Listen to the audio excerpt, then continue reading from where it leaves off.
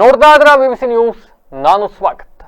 ಹಾಸನ ಜಿಲ್ಲೆಯ ಪ್ರಮುಖ ಸುದ್ದಿಗಳ ಕ್ವಿಕ್ ರೌಂಡ್ ಆಫ್ ನಲ್ಲಿ ಮೊದಲನೇದಾಗಿ ಹೆಡ್ಲೈನ್ಸ್. ನೂತನ ಜಿಲ್ಲಾಧಿಕಾರಿಗಳಿಗೆ ಪತ್ರಕರ್ತರ ಸಂಘದಿಂದ ಸ್ವಾಗತ. ಪ್ರಗತಿಗೆ ಕ್ರಮ, ಸಮಸ್ಯೆ ನಿವಾರಣೆಗೆ ಶ್ರಮ. ನೂತನ ಡಿಸಿ ಭರವಸೆ. ಒಂದು ವಾರ ಉಪವಾಸ ಕುಳಿತರು ಮದುವೆ ನಿಲ್ಲಲಿಲ್ಲ. ಮದುವೆ ನಂತರ ಮನೆಯಲ್ಲೇ ಕುಳಿತು ಓದಿ ಯುಪಿಎಸ್ಸಿ ಪಾಸ್ ಮಾಡಿದ್ರು. ರೈತನ ಮಗಳು ಹಾಸನದ ಡಿಸಿ ಆದ ಕತೆ. ಆಲೂರು ತಾಲೂಕಿನಲ್ಲಿ ಎಡೆಬಿಡದೆ ಸುರಿಯುತ್ತಿರೋ ಮಳೆ. ಕುಸಿದ ಮನೆ, ಗೋಡೆ ಬಿದ್ದು ಜಖಂಗೊಂಡ ಟ್ರ್ಯಾಕ್ಟರ್, ಅಲ್ಲಲ್ಲಿ ವಿದ್ಯುತ್ ಶಾರ್ಟ್ ಸರ್ಕ್ಯೂಟ್. ಧಾರಾಕಾರ ಮಳೆಗೆ ಜನಜೀವನ ಅಸ್ತವ್ಯಸ್ತ. ರಾಷ್ಟ್ರೀಯ ಹೆದ್ದಾರಿ 75ರ ಬಳಿಯ ತಡೆಗೋಡೆ ಕುಸಿಯುವ ಆತಂಕ. ಸ್ಥಳಕ್ಕೆ ಜಿಲ್ಲಾಧಿಕಾರಿ ಭೇಟಿ ಪರಿಶೀಲನೆ. ಇನ್ಸ್ಟಾದಲ್ಲಿ ಪರಿಚಯ, 10 ದಿನಗಳಲ್ಲಿ ಪ್ರೀತಿ, ಪ್ರೇಮ, ಪ್ರಣಯ. ವಿವಾಹಿತ ಪ್ರಿಯತಮೆಯ ಕೊಲೆಗೈದ ಪ್ರಿಯತಮ. 12 ಅಡಿ ಉದ್ದದ ಕಾಳಿಂಗ ಸರ್ಪ ಪ್ರತ್ಯಕ್ಷ. ಗ್ರಾಮಸ್ಥರಲ್ಲಿ ಆತಂಕ. ಅರಣ್ಯ ಇಲಾಖೆ ಸಿಬ್ಬಂದಿಗಳಿಂದ ಸುರಕ್ಷಿತವಾಗಿ ಕಿಂಗ್ ಕೋಬ್ರಾ ಸ್ಥಳಾಂತರ. ಹಾಸನ ಜಿಲ್ಲೆಯಲ್ಲಿ ಮುಂದುವರೆದ ಹೃದಯಾಘಾತ ಸರಣಿ. 32 ವರ್ಷದ ಆಟೋ ಚಾಲಕ ಹಾರ್ಟ್ ಅಟ್ಯಾಕ್ಗೆ ಬಲಿ. ಸಾವಿನ ಸಂಖ್ಯೆ 14ಕ್ಕೆ ಏರಿಕೆ.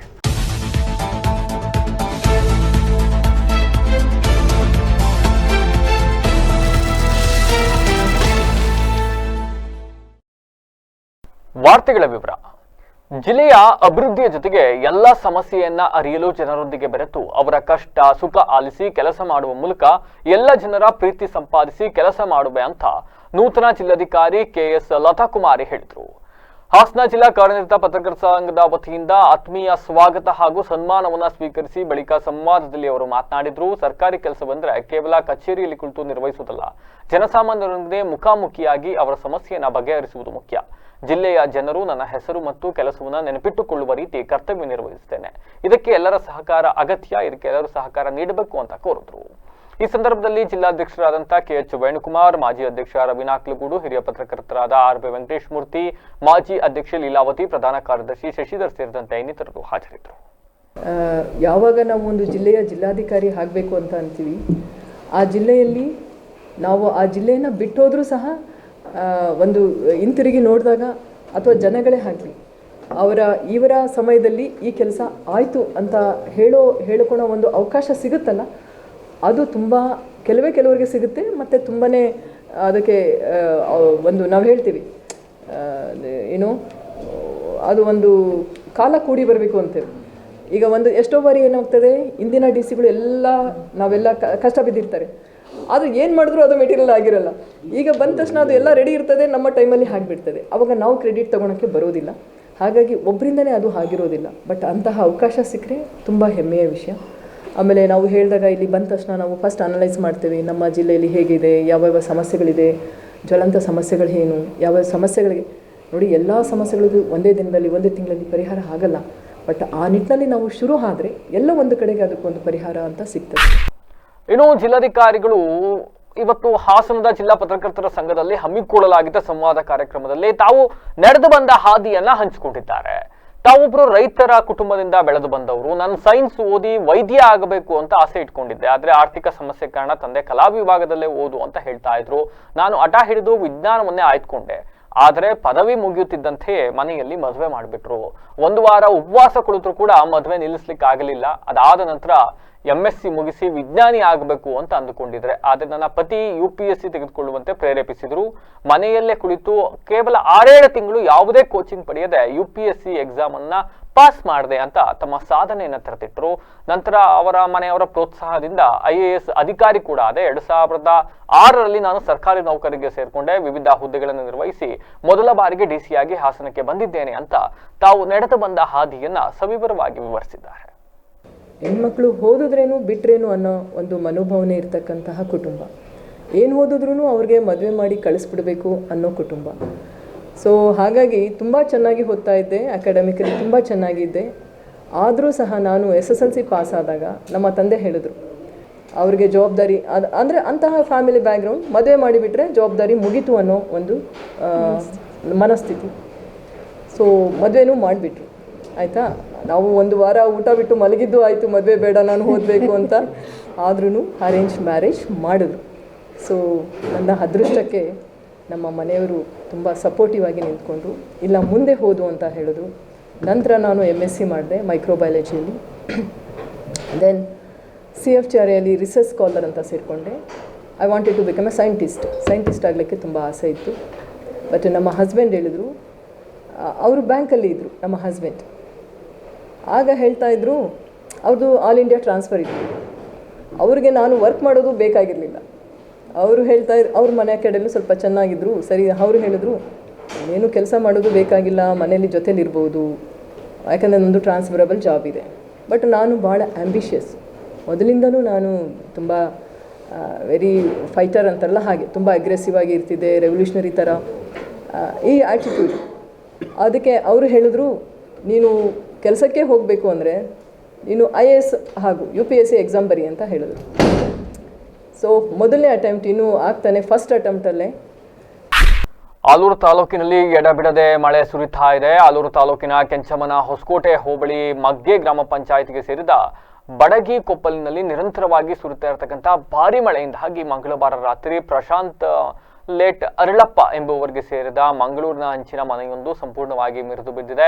ಇನ್ನು ಮನೆಯಲ್ಲಿದ್ದ ದಿನಸಿ, ಪೀಠೋಪಕರಣಗಳು, ಬಟ್ಟೆ ಎಲ್ಲವೂ ಕೂಡ ನೀರಿಗೆ ಆಹುತಿಯಾಗಿದೆ. ಅದೃಷ್ಟವಶಾತ್ ಯಾವುದೇ ಪ್ರಾಣಾಪಾಯ ಸಂಭವಿಸಿಲ್ಲ. ಇನ್ನು ಮನೆಯ ಮೇಲ್ಛಾವಣಿ ಕುಸಿದು ಬಿದ್ದಿದ್ದ ಪರಿಣಾಮವಾಗಿ ಸುರುತ್ತಿರುವ ಮಳೆಯಿಂದಾಗಿ ಕೆಲವೆಡೆ ಶಾರ್ಟ್ ಸರ್ಕ್ಯೂಟ್ ಕೂಡ ಸಂಭವಿಸಿರ್ತಕ್ಕಂಥದ್ದು. ಅಲ್ಲೂ ಕೂಡ ಯಾವುದೇ ಪ್ರಾಣಾಪಾಯ ಆಗಿಲ್ಲ. ಇನ್ನು ವಿಷಯ ತಿಳಿದು ಮಗ್ಗೆ ಗ್ರಾಮ ಪಂಚಾಯಿತಿಯ PDO ಪರಮೇಶ್ ಹಾಗೂ ಗ್ರಾಮ ಲೆಕ್ಕಿಗರು ಎಲ್ಲ ಭೇಟಿ ನೀಡಿ ಸ್ಥಳ ಪರಿಶೀಲನೆ ಮಾಡಿದ್ದಾರೆ. ಇನ್ನು ಮನೆ ಹಾನಿ ಒಳಗಾಗಿದ್ದ ಕುಟುಂಬಸ್ಥರಿಗೆ ಸಾಂತ್ವನವನ್ನ ಹೇಳಿ ಸಮಾಧಾನ ಪಡಿಸಿದ್ದಾರೆ. ಇನ್ನು ಮತ್ತೊಂದೆಡೆ ಮಳೆಯಿಂದಾಗಿ ಶಿಥಿಲಗೊಂಡಿದ್ದ ಮನೆಯ ಗೋಡೆಯೊಂದು ಕುಸಿದು ಪಕ್ಕದಲ್ಲಿ ನಿಂತಿದ್ದ ಟ್ರ್ಯಾಕ್ಟರ್ ಮೇಲೆ ಮನೆ ಗೋಡೆ ಕುಸಿದು ಬಿದ್ದ ಪರಿಣಾಮ ಟ್ರ್ಯಾಕ್ಟರ್ ಸಂಪೂರ್ಣವಾಗಿ ಜಖಂಗೊಂಡಿರ್ತಕ್ಕಂಥ ಘಟನೆ ಕೂಡ ನಡೆದಿದೆ. ತಾಲೂಕಿನ ಕಸಬಾ ಹೋಬಳಿಯ ಮರಸುಕೊಪ್ಪಲು ಅಂತಕ್ಕಂಥ ಗ್ರಾಮದಲ್ಲಿ ಈ ಘಟನೆ ಸಂಭವಿಸಿದೆ. ಇಲ್ಲೂ ಕೂಡ ಯಾವುದೇ ಪ್ರಾಣಾಪಾಯ ಸಂಭವಿಸಿಲ್ಲ.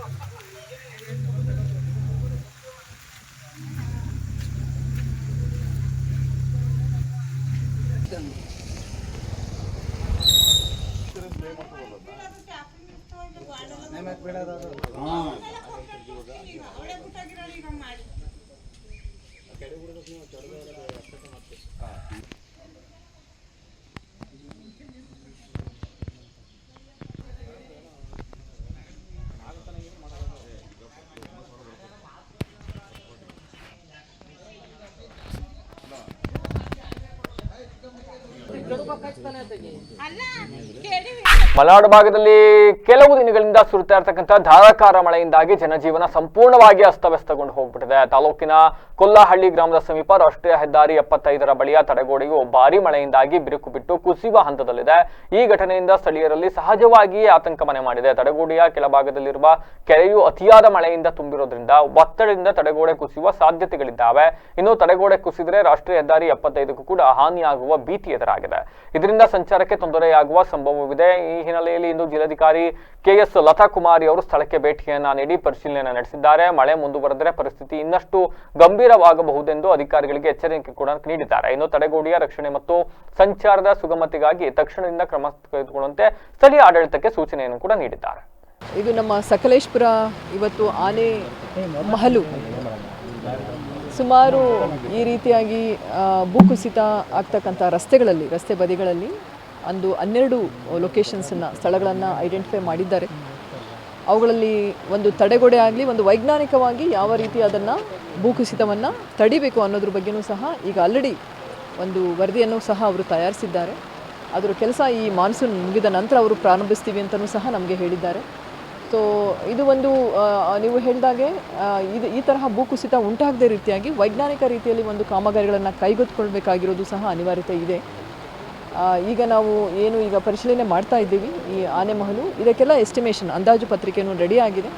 ಈ ಕಾರ್ಯವನ್ನು ಮಾನ್ಸೂನ್ ಮುಗಿದ ನಂತರ ಕೂಡಲೇ ತೆಗೆದುಕೊಳ್ತೀವಿ ಅಂತ ಅವರು ತಿಳಿಸಿದ್ದಾರೆ. ಧನ್ಯವಾದ. ವಿವಾಹಿತ ಪ್ರಿಯತಮೆಯನ್ನ ಕೊಲೆಗೈದು ತನ್ನದೇ ಜಮೀನಿನಲ್ಲಿ ಶವವನ್ನ ಮುಚ್ಚಿಟ್ಟು ಯುವಕನೊಬ್ಬ ಸಿಕ್ಕಿಬಿದ್ದಿರುವ ಘಟನೆ ಮಂಡ್ಯದ ಕರೋಟಿ ಗ್ರಾಮದಲ್ಲಿ ನಡೆದಿದೆ. ಹತ್ಯೆಯಾದ ಮಹಿಳೆಯನ್ನ ಹಾಸನ ಜಿಲ್ಲೆಯ ಹೊಸಕೊಪ್ಪಲು ಗ್ರಾಮದ ಪ್ರೀತಿ ಅಂತ ಗುರುತಿಸಲಾಗಿದೆ. 35 ವರ್ಷ ಆಕೆಗೆ. ಈಗ ಆಲ್ರೆಡಿ ಅವರಿಗೆ ಮದುವೆ ಆಗಿತ್ತು. ಕೊರೋಟಿ ಗ್ರಾಮದ ಪುನೀತ್ ಹತ್ಯೆಗೈದ ಆರೋಪಿಯಾಗಿದ್ದಾನೆ. ಇನ್ಸ್ಟಾಗ್ರಾಮ್ನಲ್ಲಿ ಯುವಕನಿಗೆ ಪ್ರೀತಿ ಅನ್ನೋರು ಪರಿಚಯ ಆಗಿದ್ದಾರೆ. ಇಬ್ಬರ ನಡುವೆ 10 ದಿನಗಳಲ್ಲಿ ಪ್ರೀತಿ, ಪ್ರೇಮ ಹಾಗೂ ಪ್ರಣಯ ಎಲ್ಲ ನಡೆದು ಹೋಗ್ಬಿಟ್ಟಿದೆ. ಮಹಿಳೆ ಕೊಲೆಯಲ್ಲಿ ಕೊನೆಗೆ ಅಂತ್ಯ ಆಗಿದೆ. ಇನ್ನು ಗಂಡ ಮಕ್ಕಳಿದ್ರು ಕೂಡ ಪುನೀತ್ ಜೊತೆ ಪ್ರೀತಿ ಲವ್ ನಲ್ಲಿ ಬಿದ್ದಿದ್ಲು. ಇನ್ನು ಕಳೆದ ಭಾನುವಾರ ಮೈಸೂರಿಗೆ ಇಬ್ರು ಒಟ್ಟಿಗೆ ಕಾರ್ನಲ್ಲಿ ತೆಳೆದಿದ್ರಂತೆ. ಇಬ್ರು ಮೈಸೂರು, ಮಂಡ್ಯ ಇವೆಲ್ಲ ಸುತ್ತಮುತ್ತ ಸುತ್ತಾಡಿದ್ದಾರೆ. ನಂತರ KR ಪೇಟೆಯ ಕತ್ರಘಟ್ಟ ಅರಣ್ಯ ಪ್ರದೇಶದಲ್ಲಿ ಇಬ್ಬರ ನಡುವೆ ಯಾವುದೋ ವಿಚಾರಕ್ಕೆ ಜಗಳ ಶುರುವಾಗಿದೆಯಂತೆ. ಅಲ್ಲೇ ಮಹಿಳೆಯನ್ನ ಆತ ಕೊಲೆಗೈದು ಚಿನ್ನಾಭರಣಗಳನ್ನ ತೋಚಿದ್ದಾನೆ. ಬಳಿಕ ತನ್ನ ಜಮೀನಿನಲ್ಲಿ ಶವವನ್ನು ಮುಚ್ಚಿಟ್ಟು ಪರಾರಿಯಾಗಿದ್ದ. ಪ್ರಿಯತಮೆಯ ಮೊಬೈಲ್ಗೆ ಬಂದಿದ್ದ ಕರೆಗಳನ್ನ ಆಧರಿಸಿ ಆರೋಪಿಯನ್ನ ಪೊಲೀಸರು ಹಿಡಿದಿದ್ದಾರೆ. ಸದ್ಯ ಪೊಲೀಸ್ ಠಾಣೆಯಲ್ಲಿ ಪ್ರಕರಣ ದಾಖಲಾಗಿದೆ. ಗೊತ್ತು ದುಡ್ಡಿನ ವ್ಯವಹಾರ ಮಾಡ್ಕೊಳ್ಳೋರು ಅವರು. ನಮ್ಮ ಅಕ್ಕನವೇ ಅವಳುವೆ, ಸುಮಿತ್ರಾ ಅನ್ನೋರುವೆ. ಅವಳಿಗೆ 3 ಲಕ್ಷ ದುಡ್ಡು ಕೊಟ್ಟಿದ್ದಾಳಂತೆ. ಅದು ನನಗೂ ಹೇಳಿದ್ದಾಳೆ 3 ಲಕ್ಷ ದುಡ್ಡು ಕೊಟ್ಟಿದ್ದೀನಿ ಅಂತ. ಇವತ್ತೇ ಮೊನ್ನೆ ಏನು ಮಾಡೋಳೆ, ಯಾರಿಗೂ ಹೇಳ್ಬೇಡ, ನಿಮ್ಮ ಮನೇಲಿ ಯಾರಿಗೂ ಹೇಳ್ಬೇಡ, ದುಡ್ಡು ಕೊಡ್ತೀನಿ ಬಾ, ಇವಳು ಮನೆ ಕಟ್ತೀನಿ ಅಂತ ಹೇಳ್ತಿದ್ಲು. ದುಡ್ಡು ಕೊಡ್ತೀನಿ ಬಾ ಅಂತ ಕರೆಸ್ಕೊಂಡವಳೆ. ಇವಳಿಗೆ ನನಗೆ ಗೊತ್ತಿಲ್ಲ, ಮೈಸೂರು ಗೊತ್ತಿಲ್ಲ, ನನ್ನ ತಂಗಿ ಕರಿತೀನಿ ಅಂತ ಹೇಳೋಳೆ. ನಾನು ಬಿಟ್ಟು ಎಲ್ಲೂ ಹೋಗಲ್ಲ ಅವಳು. ಆಮೇಲೆ ನಿನ್ನ ತಂಗಿ ಕರ್ಕೊಬರ್ಬೇಡ, ನೀನು ಒಬ್ಳೆ ಬಾ ಅಂತ ಹೇಳಿರೋದು. ನಾನು ಕಾರ್ ಕಳಿಸ್ತೀನಿ ಅಂತ. ಅವಳಿಗೆ ಡೌಟ್ ಬಂದು ನನ್ನ ಕಾರಲ್ಲಿ ಬರಲ್ಲ ಅಂದವಳೆ. ಇಲ್ಲ ನನ್ನ ತಮ್ಮ ಅಂತ ಹೇಳ್ಬಿಟ್ಟು ಕರೆಸ್ಕೊಂಡಿರೋದು. ಅಲ್ಲಿಗೆ ಹೋದ್ಮೇಲೆ ಅವ್ರ ಮನೆಗೆಲ್ಲ ಹೋಗಿ ಊಟ ಎಲ್ಲ ಮಾಡ್ಕೊಬಿಟ್ಟು ಬಂದವ್ರೆ. ಅಲ್ಲಿ ಸ್ವಲ್ಪ ಜಗಳ ಐತೆ ಅನಿಸುತ್ತೆ. ಅವಾಗ ಏನು ಮಾಡೋಳು, ಅವಳು ಬೇರೆ ಅವನಿಗೆ ಹೇಳ್ಕೊಟ್ಟಿರೋದು, ಅವಳನ್ನ ಮನೆಗೆ ಕಳಿಸ್ಬೇಡ, ಕರ್ಕೊಂಡೋಗಿ ಅವಳನ್ನ ಒಡವೆ ಎಲ್ಲ ಕಿತ್ಕೊಬಿಟ್ಟು ಸಾಕು ಮನೆಗಂತ ಕಳಿಸ್ಬೇಡ ಅಂತ ಹೇಳೋಳು. ಅವನು ಒಪ್ಕೊಂಡವನಂತೆ ಸರ್. ಈ ಥರ ಎಲ್ಲ ಮಾಡೋರು. ಅವ್ಳು ಹೇಳಿದಕ್ಕೋಸ್ಕರ ನಾನು ಈ ಥರ ಮಾಡಿರೋದು ಅಂತ ಅವರು ಒಪ್ಕೊಂಡವ್ರಂತೆ. ಈಗ ಅವ್ರು ನಮಗೆ ದುಡ್ಡು ಕೊಡಬೇಕು ಸರ್. ಅವಳಿಂದನೇ ನಮ್ಮ ಅಕ್ಕನ ಲೈಫ್ ಹಾಳಾಗಿರೋದು. ನಮ್ಮ ಅಕ್ಕಗೆ 2 ಜನ ಮಕ್ಕಳು ಸರ್. ನನ್ನ ಮಕ್ಕಳು ಎಷ್ಟು ಕಣ್ಣೀರಲ್ಲಿ ಕೈ ತೊಳಿತಾ ಇದ್ದಾವೆ ಗೊತ್ತಾ ಸರ್. ನಮ್ಗೆ ಎಷ್ಟು ದುಃಖ ಐತೆ ಗೊತ್ತಾ ಸರ್. 3 ದಿವಸದಿಂದ ಯಾರು ಇಲ್ದಂಗೆ ಬಿದ್ದವಳೆ ಸರ್. ಅಲ್ಲಿ ಎಷ್ಟು ಟಾರ್ಚರ್ ಕೊಟ್ಟವ್ರಂತೆ ಸರ್. ಇಲ್ಲೆಲ್ಲ ಫುಲ್ ಎಲ್ಲ ಮಾರ್ಕು ಪಿನ್ನದಲ್ಲೆಲ್ಲ ಚುಚ್ಚವ್ರಂತೆ ಅವಳಿಗೆ. ಸಕಲೇಶಪುರ ತಾಲೂಕಿನ ದೇವಾಲದ ಕೆರೆ ಗ್ರಾಮದ ಪ್ರಸನ್ನಕುಮಾರ್ ಎಂಬುವರ ಮನೆಯ ಆವರಣದಲ್ಲಿ 12 ಅಡಿ ಉದ್ದದ ಕಾಳಿಂಗ ಸರ್ಪ ಕಾಣಿಸಿಕೊಂಡಿದೆ. ಸ್ಥಳೀಯರಲ್ಲಿ ಕೆಲ ಕಾಲ ಇದರಿಂದ ಭಯದ ವಾತಾವರಣ ನಿರ್ಮಾಣವಾಗಿತ್ತು. ಕಳೆದ 1 ತಿಂಗಳಲ್ಲಿ ಇದೇ ಕಾಳಿಂಗ ಸರ್ಪ ಕಾಫಿ ತೋಟದಲ್ಲಿ 3 ನಾಯಿಗಳನ್ನ ಕಚ್ಚಿ ಕೊಂದಿರುವುದಾಗಿ ಗ್ರಾಮಸ್ಥರು ತಿಳಿಸಿದ್ದಾರೆ. ಸರ್ಪದ ಹಿಂದೆ ಬೊಗಳುತ್ತಾ ಹೋದ ನಾಯಿಗಳು ದುರಂತಕ್ಕೆ ಒಳಗಾಗಿದ್ದು ಅಂತ ಹೇಳಲಾಗಿದೆ. ಇದೀಗ ಜನನಿಬಿಡ ಪ್ರದೇಶದ ಮನೆಯೊಂದರ ಆವರಣದಲ್ಲಿ ಇದೇ ಕಾಳಿಂಗ ಸರ್ಪ ಕಾಣಿಸಿಕೊಂಡಿರ್ತಕ್ಕಂಥದ್ದು. ಇನ್ನು ವಿಷಕಾರಿ ಸರ್ಪವನ್ನು ಕಂಡು ಸ್ಥಳೀಯರಲ್ಲಿ ಆತಂಕ ಮನೆ ಮಾಡಿತ್ತು. ಪದೇ ಪದೇ ಕಾಳಿಂಗ ಸರ್ಪ ಕಾಣಿಸಿಕೊಳ್ಳುತ್ತಿರುವುದರಿಂದ ಗ್ರಾಮಸ್ಥರು ಭಯಭೀತರಾಗಿದ್ದರು. ಇನ್ನು ಸುರಕ್ಷಿತವಾಗಿ ತಕ್ಷಣ ಕ್ರಮ ಕೈಗೊಳ್ಳುವಂತೆ ಸ್ಥಳೀಯ ಆಡಳಿತ ಮತ್ತು ಅರಣ್ಯ ಇಲಾಖೆಗೆ ಮನವಿ ಸಲ್ಲಿಸಿದರು. ಈ ಮನವಿ ಆಧಾರದ ಮೇರೆಗೆ ಅರಣ್ಯ ಇಲಾಖೆ ಅಧಿಕಾರಿಗಳು ಸ್ಥಳಕ್ಕೆ ಭೇಟಿಯನ್ನು ನೀಡಿ ಸರ್ಪವನ್ನ ಸುರಕ್ಷಿತವಾಗಿ ಸ್ಥಳಾಂತರ ಮಾಡಿದ್ದಾರೆ. ಇನ್ನು ಗ್ರಾಮಸ್ಥರಿಗೆ ಎಚ್ಚರಿಕೆಯಿಂದ ಇಡಲು ಕೂಡ ಇದೇ ಸಂದರ್ಭದಲ್ಲಿ ಮುಂಜಾಗ್ರತೆ ಕ್ರಮ ಕೈಗೊಳ್ಳಿ ಅಂತ ಸೂಚನೆಯನ್ನು ಕೂಡ ನೀಡಿದ್ದಾರೆ. ಹಾಸನ ಜಿಲ್ಲೆಗೂ ಹಾರ್ಟ್ ಅಟ್ಯಾಕಿಗೂ ಬಿಟ್ಟು ಬಿಡದಂತಹ ಸಂಬಂಧ ಬಂದುಬಿಟ್ಟಿದೆ. ಅದು ಯಾಕೋ ಗೊತ್ತಿಲ್ಲ. ಹಾಸನ ಜಿಲ್ಲೆಯಲ್ಲಿ ಹೃದಯಾಘಾತಗಳ ಸರಣಿ ಮತ್ತೆ ಮುಂದುವರಿತಾ ಇದೆ. ಇಂದು ಕೂಡ 32 ವರ್ಷದ ಆಟೋ ಚಾಲಕ ಹೃದಯಾಘಾತಕ್ಕೆ ಬಲಿಯಾಗಿರ್ತಕ್ಕಂಥ ಘಟನೆ ವರದಿಯಾಗಿದೆ. ಚನ್ನರಾಯಪಟ್ಟಣ ತಾಲೂಕಿನ ನುಗ್ಗೇಹಳ್ಳಿ ಹೋಬಳಿಯ ಹೊನ್ನೇನಹಳ್ಳಿ ಗ್ರಾಮದ ಯೋಗೇಶ್ ಎಂಕೆ ಅಂತಕ್ಕಂಥವರು ಹೃದಯಾಘಾತದಿಂದ ಮೃತಪಟ್ಟಿದ್ದಾರೆ. ಇನ್ನು ಇದುವರೆಗೂ ಜಿಲ್ಲೆಯಲ್ಲಿ ಕಳೆದೊಂದೆರಡು ತಿಂಗಳಿಂದ ಹೃದಯಾಘಾತಕ್ಕೆ ಸುಮಾರು 13 ಜನ ಸಾವನ್ನಪ್ಪಿದ್ದಾರೆ. ಇದಾಗ ಸಾವಿನ ಸಂಖ್ಯೆ 14ಕ್ಕೆ ಏರಿಕೆಯಾಗಿದೆ. ಈಗ ಮತ್ತೊಮ್ಮೆ ಹೆಡ್ಲೈನ್ಸ್. ನೂತನ ಜಿಲ್ಲಾಧಿಕಾರಿಗಳಿಗೆ ಪತ್ರಕರ್ತರ ಸಂಘದಿಂದ ಸ್ವಾಗತ. ಪ್ರಗತಿಗೆ ಕ್ರಮ, ಸಮಸ್ಯೆ ನಿವಾರಣೆಗೆ ಶ್ರಮ. ನೂತನ DC ಭರವಸೆ. 1 ವಾರ ಉಪವಾಸ ಕುಳಿತರು ಮದುವೆ ನಿಲ್ಲಲಿಲ್ಲ. ಮದುವೆ ನಂತರ ಮನೆಯಲ್ಲೇ ಕುಳಿತು ಓದಿ UPSC ಪಾಸ್ ಮಾಡಿದ್ರು. ರೈತನ ಮಗಳು ಹಾಸನದ DC ಆದ ಕತೆ. ಆಲೂರು ತಾಲೂಕಿನಲ್ಲಿ ಎಡೆಬಿಡದೆ ಸುರಿಯುತ್ತಿರುವ ಮಳೆ. ಕುಸಿದ ಮನೆ, ಗೋಡೆ ಬಿದ್ದು ಜಖಂಗೊಂಡ ಟ್ರ್ಯಾಕ್ಟರ್, ಅಲ್ಲಲ್ಲಿ ವಿದ್ಯುತ್ ಶಾರ್ಟ್ ಸರ್ಕ್ಯೂಟ್. ಧಾರಾಕಾರ ಮಳೆಗೆ ಜನಜೀವನ ಅಸ್ತವ್ಯಸ್ತ. ರಾಷ್ಟ್ರೀಯ ಹೆದ್ದಾರಿ 75ರ ಬಳಿಯ ತಡೆಗೋಡೆ ಕುಸಿಯುವ ಆತಂಕ. ಸ್ಥಳಕ್ಕೆ ಜಿಲ್ಲಾಧಿಕಾರಿ ಭೇಟಿ ಪರಿಶೀಲನೆ. ಇನ್ಸ್ಟಾದಲ್ಲಿ ಪರಿಚಯ, 10 ದಿನಗಳಲ್ಲಿ ಪ್ರೀತಿ, ಪ್ರೇಮ, ಪ್ರಣಯ. ವಿವಾಹಿತ ಪ್ರಿಯತಮೆಯ ಕೊಲೆಗೈದ ಪ್ರಿಯತಮ. 12 ಅಡಿ ಉದ್ದದ ಕಾಳಿಂಗ ಸರ್ಪ ಪ್ರತ್ಯಕ್ಷ. ಗ್ರಾಮಸ್ಥರಲ್ಲಿ ಆತಂಕ. ಅರಣ್ಯ ಇಲಾಖೆ ಸಿಬ್ಬಂದಿಗಳಿಂದ ಸುರಕ್ಷಿತವಾಗಿ ಕಿಂಗ್ ಕೋಬ್ರಾ ಸ್ಥಳಾಂತರ.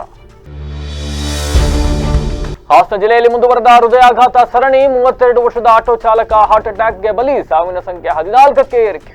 ಇದಾಗಿತ್ತು ಹೊತ್ತಿನ ವಿಶೇಷ. ನಿರಂತರ ಸುದ್ದಿಗಾಗಿ ನೋಡ್ತಾ ರಿವ್ಯೂಸಿ ಟಿವಿ, ಸತ್ಯದ ಕಡೆ ನಮ್ಮ ನಡೆ.